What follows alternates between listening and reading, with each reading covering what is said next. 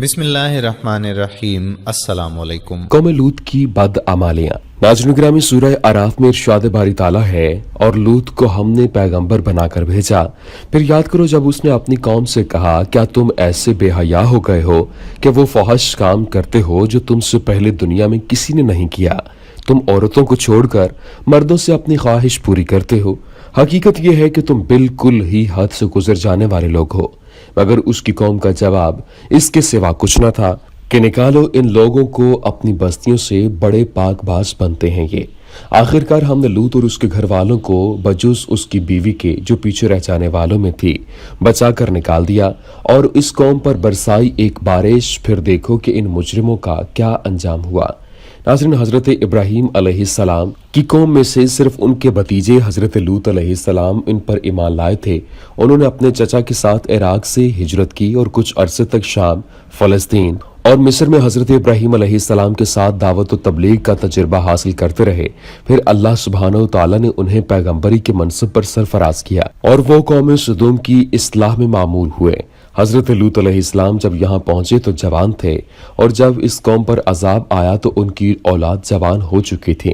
حضرت لوط علیہ السلام کی یہاں آمد اہل سدوم کے لیے خوش بختی کا ذریعہ تھی کہ وہ ان کی دعوت اصلاح قبول کرتے، اخلاقی طور پر سربلند ہوتے اور خوشحالی پاتے۔ ایسا محسوس ہوتا ہے کہ انہوں نے حضرت لوط علیہ السلام کی اپنے یہاں آمد کو خوش دلی سے قبول کیا، کیونکہ حضرت لوط علیہ السلام اعلیٰ اخلاق و کردار کے مالک تھے، اور اپنی بیٹی کی شادی کر کے انہیں اپنا داماد بھی بنا لیا۔ اسی لیے قرآن انہیں قوم لوط کہتا ہے۔ ان کے اس اچھے آغاز پر اللہ تعالیٰ نے انہیں خوشحالی عطا کی۔ ناظرین، یہود کی کتاب تلمود میں لکھا ہے کہ سدوم کے علاوہ ان کے 4 بڑے شہر اور بھی تھے۔ ان شہروں کے درمیان کا علاقہ ایسا گلزار بنا ہوا تھا کہ جہاں تک نگاہ جاتی تھی بس ایک باغ ہی باغ نظر آتا تھا، جس کے حسن و جمال کو دیکھ کر انسان مدہوش ہو جاتا تھا۔ لیکن حضرت لوط علیہ السلام ان پر جو اخلاقی پابندیاں لگاتے تھے وہ انہوں نے قبول نہ کی۔ قرآن مجید کے مطابق وہ پہلے سے بہت برے کام کر رہے تھے۔ وہ سمجھتے تھے کہ حضرت لوط علیہ السلام کی باتیں مان کر ان کی خوشحالی کو دوام حاصل نہ ہوگا، بلکہ وہ ماند پڑ جائے گی۔ سب سے پہلے انہوں نے غیر قوموں سے اپنے معاملات خراب کیے۔ تلمود میں لکھا ہے کہ ایک مرتبہ ایک اعلامی مسافر ان کے علاقے سے گزر رہا تھا، راستے میں شام ہو گئی اور اسے مجبوراً ان کے شہر سدوم میں ٹھہرنا پڑا۔ اس کے ساتھ مال تجارت اور اپنے کھانے پینے کا سامان تھا۔ کسی سے اس نے میزبانی کی درخواست نہ کی، بس ایک درخت کے نیچے اتر گیا، مگر ایک سدومی اصرار کے ساتھ اٹھا کر اسے اپنے گھر لے گیا۔ رات اسے اپنے ہاں رکھا اور صبح ہونے سے پہلے اس کا گدھا اس کے زین اور مال تجارت سمیت اڑا دیا۔ اس نے شور مچایا مگر کسی نے اس کی فریاد نہ سنی، بلکہ بستی کے لوگوں نے اس کا رہا سہا مال بھی لوٹ کر اسے نکال باہر کیا۔ اس طرح کے متعدد واقعات بیان کرنے کے بعد تلمود کا مصنف لکھتا ہے کہ اپنی روزمرہ کی زندگی میں یہ لوگ سخت ظالم، دھوکے باز اور بد معاملہ تھے۔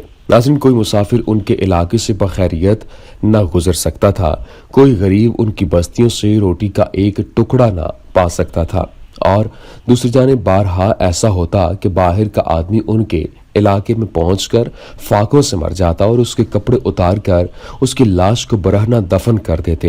بیرونی تاجر اگر شامت کے مارے وہاں چلے جاتے تو برسر عام لوٹ لیے جاتے اور ان کی فریاد کو ٹھٹھوں میں اڑا دیا جاتا۔ ایک مرتبہ حضرت سارہ نے حضرت لوط علیہ السلام کے گھر والوں کی خیریت دریافت کرنے کے لیے اپنے غلام کو سدوم بھیجا۔ وہ جب شہر میں داخل ہوا تو اس نے دیکھا کہ ایک سدومی ایک اجنبی کو مار رہا ہے۔ اس نے اسے شرم دلائی کہ تم بے کس مسافروں سے یہ سلوک کرتے ہو، مگر جواب میں سرے بازار اس کا سر پھاڑ دیا گیا۔ ایک مرتبہ ایک غریب آدمی کہیں سے ان کے شہر میں آیا اور کسی نے اسے کھانے کو کچھ نہ دیا۔ وہ فاقے سے بدحال ہو کر ایک جگہ گر پڑا کہ حضرت لوط علیہ السلام کی بیٹی نے اسے دیکھ لیا، اس کے لیے کھانا پہنچایا۔ اس پر حضرت لوط علیہ السلام اور ان کی بیٹی کو سخت ملامت کی گئی اور انہیں دھمکیاں دی گئیں کہ ان حرکتوں کے ساتھ تم لوگ ہماری بستی میں نہیں رہ سکتے۔ ناظرین، اپنی وادی کو انہوں نے ایک باغ بنا رکھا تھا جس کا سلسلہ میلوں تک پھیلا ہوا تھا۔ इस बाग में वो इंतहाई बेहयाई के साथ एलानिया बदकारियां करते थे और एक लूत अलैहिस्सलाम के सिवा कोई जुबान उनको टोकने वाली न थी। कुरान मजीद में इस पूरी दास्तान को समेटकर सिर्फ 2 फिक्रों में बयान कर दिया गया है कि वो पहले से बहुत बुरे बुरे काम कर रहे थे। मजीद फरमाया, तुम मर्दों से ख्वाहिश नफ्स पूरी करते रहते हो, मुसाफिरों की राह मारते हो और अपनी मजलिसों में खुल्लम खुल्ला बदकारियां करते हो। इससे मालूम होता है कि ये खुशहाल कौम थी, अपनी खुशहाली में मस्त थी और इसे अपनी तबाही और बर्बादी के आसार दूर दूर तक नजर न आते थे। लेकिन आज इस कौम का नामो निशान तक दुनिया में नहीं है। अब सिर्फ बहरे मुर्दार ही उसकी एक यादगार बाकी रह गया है, जिसे आज तक बहरे लूत कहा जाता है। नाज़रीन, हजरत लूत अलैहिस्सलाम ने उनसे सवाल किया, और तुम्हारी बीवियों में तुम्हारे रब ने तुम्हारे लिए जो कुछ पैदा किया है इसे छोड़ देते हो?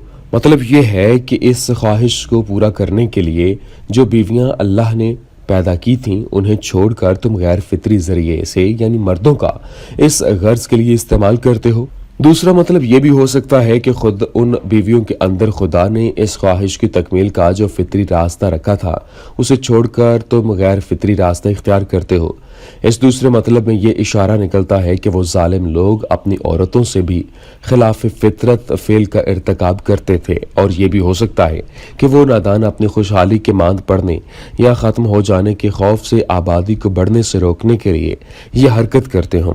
ये इस कौम का सबसे बड़ा जुर्म था जिसकी वजह से खुदा का अजाब उस पर नाजिल हुआ। इसके इर्तकाब से तो बद किरदार इंसान कभी बास नहीं आए, लेकिन ये कौम एलानिया इसका इर्तकाब करती थी और इसे कोई काबिल शर्म काम नहीं मानती थी। आज मगरिब में इंसानी आज़ादी के नाम पर इसकी इजाज़त दी जाती है या इसकी इजाज़त के लिए ज़बरदस्त प्रोपेगेंडा किया जाता है, लेकिन कहीं भी इसे काबिल फ़ख्र नहीं समझा जाता। इसके मुर्तकिब को न सिर्फ बुरी नज़र से देखा जाता है बल्कि काबिल रहम और बीमार समझा जाता है। हकीकत यह है कि हम जिनसी बिल्कुल फितरत के खिलाफ है। अल्लाह ताला ने इंसानी नस्ल की बका के लिए जोड़े बनाए हैं ताकि ये दोनों मिलकर एक खानदान बनाए और फिर मुआशरा बढ़े, फले फूले। इसी मकसद के लिए मर्द और औरत को 2 अलग अलग जिन्स बनाया, इनमें एक दूसरे के लिए कशिश पैदा की, इनकी जिस्मानी बनावट और नफ्सियाती तरकीब एक दूसरे की ज़रूरतों के ऐन मुताबिक बनाई और उन्हें एक दूसरे के लिए सुकून, राहत और लुत्फ का जरिया बनाया। इस जोड़ में जो लज्जत है वो बकाए नस्ल का जरिया होने के साथ ही दोनों के लिए खिदमत का नकद सिला भी है। मगर जो शख्स फितरत की इस स्कीम के खिलाफ अमल करके अपने हम जिन्स से शहवानी लज्जत हासिल करता है वो एक ही वक्त में कई जुराइम करता है।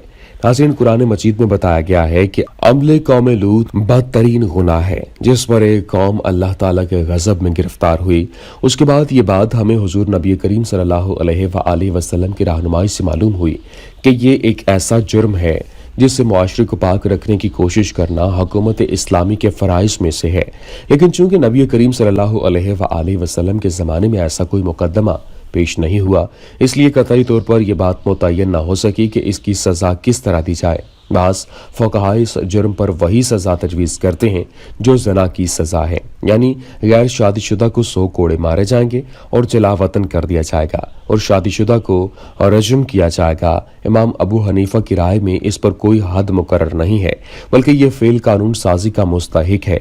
जैसे हालात व ज़रूरियात हों उनके लिहाज से कोई इबरतनाक सज़ा उस पर दी जा सकती है। दुआ है ए रब्बे करीम मौला हमें हर किस्म के सगीरा व कबीरा गुनाहों से महफूज फरमा और हमारे गुनाहों को माफ़ फरमा। आमीन।